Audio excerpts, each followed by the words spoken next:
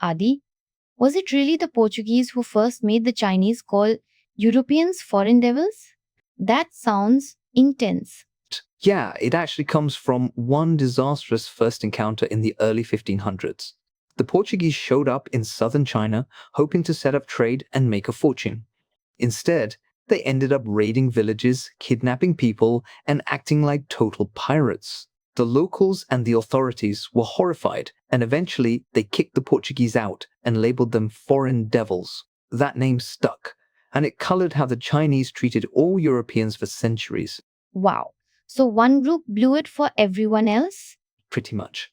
After that, Europeans were seen as dangerous outsiders, barbarians who needed to be controlled. The Ming Dynasty set up all these strict systems to monitor them. It's kind of like how one bad tourist can make a whole country tighten up its visa rules. But didn't the Portuguese end up with Macau eventually? They did. By the late 1500s, the Portuguese managed to negotiate a little foothold in Macau.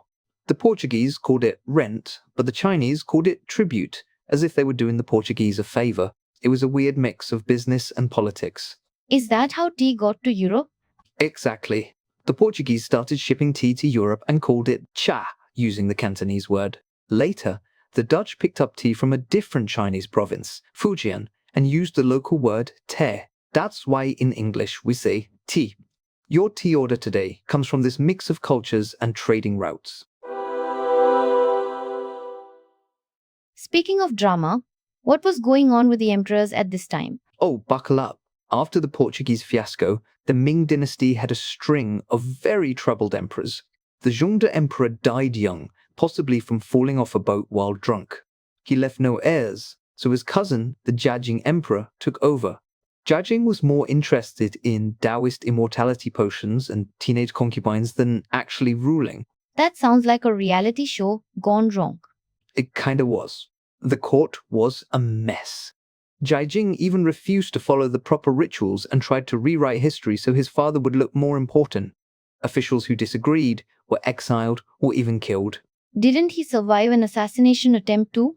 In 1542, a group of palace maids, fed up with his abuse, tried to strangle him in his sleep.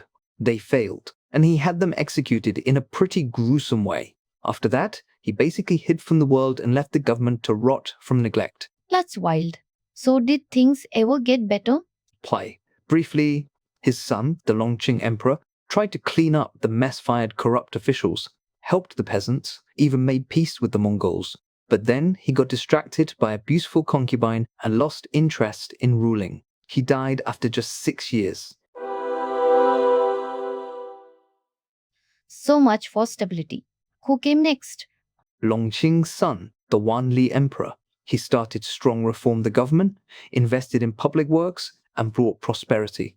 Historians call the first decade of his reign the Wanli Renaissance. That actually sounds hopeful. What went wrong? The old problems never went away. Wanli got so frustrated fighting his ministers over who should inherit the throne that he basically stopped showing up to work. He spent decades eating, building his tomb, and ignoring state affairs. Wait, so he just ghosted the government? For years? He refused to meet with his ministers or make decisions. Meanwhile, the country started to fall apart. Rebellions, natural disasters, and a costly war in Korea drained the treasury. Didn't the Jesuits show up around this time? They did. Jesuits like Matteo Ricci thought that if they could convert the emperor, all of China would follow. Ricci learned Chinese, dressed like a local, and became a court favorite by teaching science and even harpsichord. He also created the first system for writing Chinese words in the Roman alphabet. So, Beijing became Peking in European languages. That's actually pretty cool. But did it help China at all? Not really. By the time Ricci was at court, the government was too deep in crisis. Corruption, high taxes, and constant rebellions were tearing the country apart. Sounds like things were spiraling out of control. They really were. In the 1630s, a peasant named Li Zisheng led a massive rebellion. His forces breached the Yellow River dikes, hundreds of thousands died. In 1644, he captured Beijing, and the last Ming emperor hanged himself to avoid capture. Wow. So, everything just collapsed at the end? Pretty much.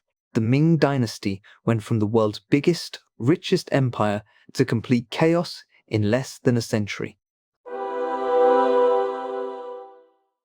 It's crazy how so much hinged on these rulers' personal choices and how outsiders were treated because of old grudges.